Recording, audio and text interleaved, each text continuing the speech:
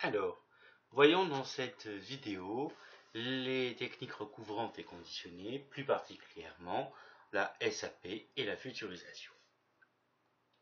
Alors, la SAP, sophro, acceptation progressive. La SAP est la technique par excellence de préparation mentale.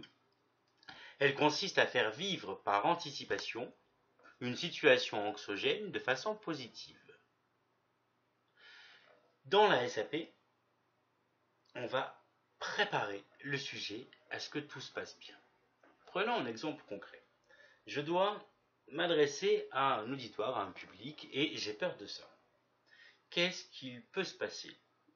Eh bien, je peux passer mon temps et me dire « Oh là là, je vais être en face de mon public, je vais perdre mes mots, je vais devenir tout rouge, je vais transpirer, ils vont commencer à me regarder bizarre, ils vont se moquer de moi, ça va être la panique, bref, j'ai peur. » Et un mois avant, je vais commencer à avoir peur et je vais finalement me conditionner à tout ce qui peut se passer de négatif. Arrive le jour J, je me retrouve en face du public et bim, tout ce que j'ai prévu, tout ce que j'ai anticipé, tout ce que finalement pour lequel je me suis préparé arrive. Et là, je vais me dire, je le savais. Voilà, je le savais que j'étais pas capable de. Eh bien, la SAP propose de prendre le contre-pied de ça et de préparer, proposer, de vivre une situation par anticipation, uniquement sous l'angle du positif. C'est en fait une méthode axée sur l'annulation de la crainte du lendemain et des épreuves à venir. C'est une technique suggestive qui vise à substituer des sentiments positifs aux sentiments négatifs tels que le sujet peut éprouver dans certaines situations anxiogènes. La SAP permet de préparer des actions concrètes, comme se préparer à une compétition sportive, à un accouchement, une intervention chirurgicale, prendre la parole en public, passer le bac, etc., etc. Dès qu'il y a la crainte d'une situation à venir et d'une situation concrète. Comment la SAP fonctionne? Eh bien, la SAP est une technique qui va fonctionner par étapes. On va décomposer la situation anxiogène en différentes étapes. Client, tu dois passer ton oral. À partir de quand commences-tu vraiment à stresser? Eh bien, par exemple, je commence à stresser une semaine avant, là, je suis pas bien. Ok, première étape, une semaine avant. Quelle est la deuxième étape? La veille au soir, là, ce sera super compliqué. Voilà ce que peut nous dire notre client. Je ne vais pas dormir, je vais avoir une boule au ventre. Donc, deuxième étape, la veille au soir. Troisième étape, le matin, le réveil jusqu'au trajet, jusqu'à me rendre à l'examen. Et la quatrième étape, c'est l'examen en lui-même, la prise de parole en public. Ok, donc nous avons établi avec notre client quatre étapes qui se suivent chronologiquement, qui préparent cette prise de parole en public.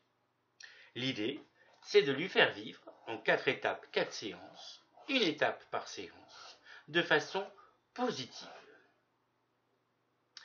Ça suppose pour le sophrologue de se renseigner, de préparer sa séance, parce qu'il va falloir argumenter pour suggérer, pour lui faire vivre. Le but, c'est qu'il vive l'étape.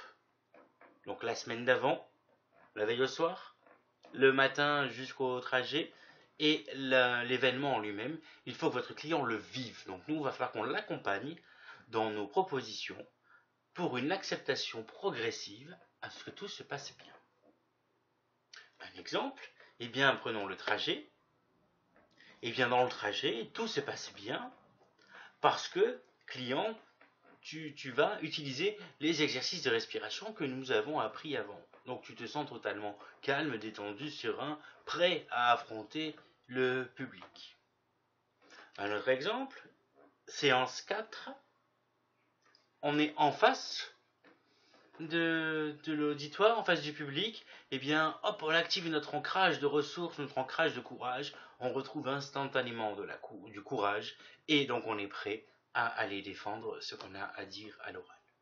Donc la SAP ne va fonctionner que parce que nous avons donné avant la technique des techniques, des outils que le client va pouvoir se resservir dans sa visualisation concrète. Nous savons, par expérience, qu'une situation vécue au niveau sophroliminal a la même valeur, la même intensité qu'une situation vécue en réel. C'est-à-dire que si vous faites vivre du coup ces étapes-là, cette situation-là au niveau sophroliminal à votre client, eh bien ça rentre, ça s'inscrit dans son inconscient comme ça devient du registre du possible. Et on n'est plus uniquement dans l'inconnu. Donc là, une SAP s'inclut toujours à l'intérieur d'un protocole. On ne fait pas de protocole que de SAP. C'est une technique qui se fait en plusieurs étapes. Étapes qui vont se suivre chronologiquement. On divise en fait la situation anxiogène en différents morceaux. Ces différents morceaux feront une partie intégrante de séance dans laquelle on va lui faire vivre la situation pour le préparer. Ça fonctionne parce qu'on aura des outils au préalable qu'on va pouvoir appliquer à l'intérieur de notre technique. Donc, une SAP ne peut préparer qu'un projet et une situation concrète. Pas de projet global sur la SAP. Pas de je vais me sentir mieux. La SAP, c'est vraiment du concret. Donc, une SAP s'applique dans le cas d'une situation concrète. Elle s'insère dans le cadre d'un protocole. Donc, avant, on a apporté des outils. Je travaille de la respiration, de l'ancrage. Et après, il y a aussi autre chose, et souvent une sophrofuturisation qu'on verra juste après.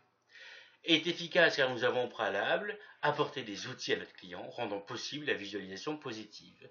S'exécute sur plusieurs séances, généralement 3 ou 4.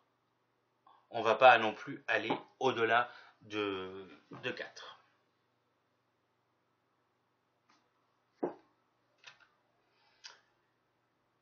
Donc on a dit qu'on préparait quelque chose de concret. Et bien maintenant, voyons la différence avec la sophrofuturisation positive. Et là, c'est une technique qui va pouvoir aborder un cadre beaucoup plus global. Ça peut avoir un projet global. Cette technique permet de visualiser une situation future de façon positive. C'est la sophrofuturisation positive complète à merveille la SAP. Pourquoi et comment? Eh bien, on va prendre un exemple. J'ai un client en Martinique qui redoute son déménagement. Il doit se rendre sur Paris avec son épouse et ses enfants. Eh bien, on va préparer par exemple le déménagement, la partie concrète du déménagement, avec une SAP. Voilà, en différentes étapes. Et derrière, on va proposer une futurisation. La futurisation, eh bien, on va par exemple proposer quand 6 mois après votre arrivée à Paris, vous vous sentez complètement bien, vous allez chercher vos gamins à l'école, vous avez renoué un cercle d'amis, vous vous sentez totalement à l'aise dans votre nouvelle vie. Voilà, la futurisation, c'est une visualisation sur une séance d'un futur agréable possible. Donc la futurisation vient bien compléter une SAP, mais peut être placée à un autre moment dans le protocole. On peut par exemple aussi envisager de commencer une SAP par une séance de futurisation, afin de faire envisager le futur possible, le bénéfice que va nous apporter le changement avant de le préparer étape par étape. Donc futurisation, une technique qu'on emploie très souvent, qui est une visualisation du futur sous l'angle du positif, avec un projet plus global et moins concret que la SAP. Par exemple, vous accompagnez un client dans des soins de chimiothérapie, et bien la SAP peut être intéressante. On est coincé dans la maladie avec une éventuelle mort au bout. Et bien pour sortir de cette idée-là, et bien on peut visualiser, voilà, qu'est-ce que tu vas faire client quand tu seras guéri, par exemple. Eh bien, moi, mon rêve, c'est d'une maison à la campagne. Ok, en futurisation, on peut lui faire visualiser cette maison à la campagne avec tout ce qu'il a envie d'y mettre autour. Voilà pour la SAP et la sophrofuturisation positive.